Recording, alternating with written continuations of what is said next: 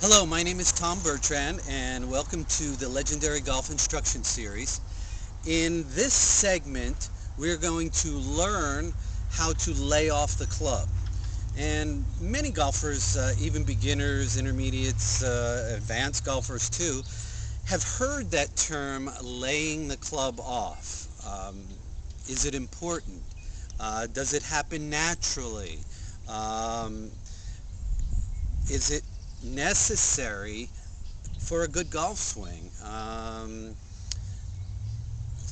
Many different questions about laying the club off, but the one that I want to answer right now is what exactly is laying the club off? I will then tell you how Hogan told John how to lay the club off and how John then gave me the insight to laying the club off properly. Okay? So, let's get started. In taking the club back, in previous segments, we've talked about the arms and the hands and Hogan's little twist, getting back to the top of the swing. Well, in laying the club off, what it actually is when you get to the top of the swing, it's the release. Listen to me carefully. The release of Hogan's little twist on the way down. It happens immediately after the left hip and the left knee have initiated the downswing. Because what Hogan did with John was he got him at the top of the backswing, and then Hogan walked right behind John and pulled down on his club. And it was a crude way to show John exactly what he meant by laying the club off, but it got the picture in John's mind that when Hogan gets to the top of the swing, as far as his backswing plane goes, there's an alteration that happens that becomes the downswing plane. He mentions it in his book, 5 Lessons, but he doesn't mention how to do it. He just mentions that it almost happens. It's just, you go from the backswing plane to the downswing plane, mainly because of the right elbow tucking in front of the right hip. Well, the right elbow tucking in front of the right hip is a reaction and is not an action. What we had to do was we had to find out what the action was and then surround it with all the reactions.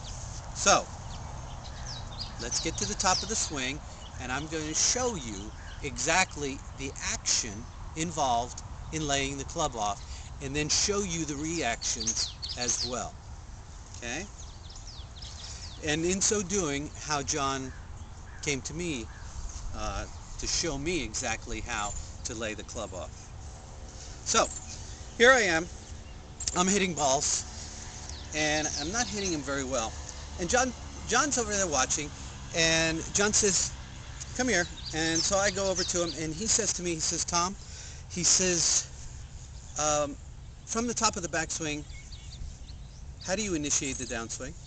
And I said, "Well, of course, it's the left knee and the left hip that start the downswing." And then he said to me, "And then what happens?" And I said to him, I said, "Well, that's where I get a little confused. I kind of just allow things to happen." And he said, "No, Tom, let me show you." So he gets in front of me, and he says, "Okay, Tom, now watch this carefully." He says, "When I take the club back, after the wrist cock and getting to the top of the swing, you have created that cup in the back of the left hand. This cup in the back of the left hand is necessary for a good golf swing, mainly because of the extra wrist cock that it gives you.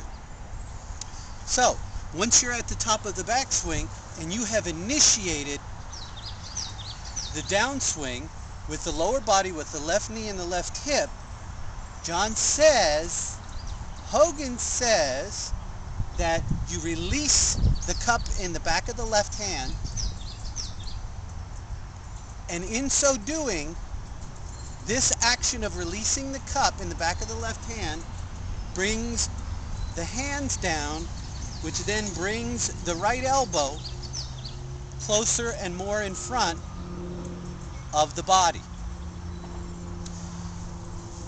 Now, what that is a release of the cup. It's not a release of the arms. The arms should relatively stay the same.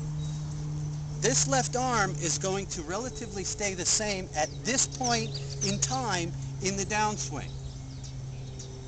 So, from this angle, you're going to see that when the cup is released, it then brings down the hands and the wrists slightly, and the right elbow starts to tuck in front of the right hip. This is where the bow in the back of the left hand is starting to form, or it's starting to develop. You go from a cupped left wrist to a flat left wrist to getting more and more involved into the bow of the swing. Now, to understand that, let me show you again, because this is so important. I'm going to go through the swing and show you exactly how this happens. So, you're twisting on the way back. You're using the Hogan twist on the way back. You get to the top of the backswing. You have your weight against the inside of the right foot. Your left knee and the left hip start to turn, what John termed level left. You turn level left. Right as you're turning level left, the left wrist is released. The right elbow starts to tuck in front of the right hip. At this point, you are then going to continue to turn and continue with releasing and allowing more of a bow in the back of the left wrist. This is how you square up the club face. Okay? That is one important part of squaring up the club face. Not the only part, but one of the important parts. Now, when Hogan talked about his secret back in '55, he talked about the little twist. He talked about the grip change, but he didn't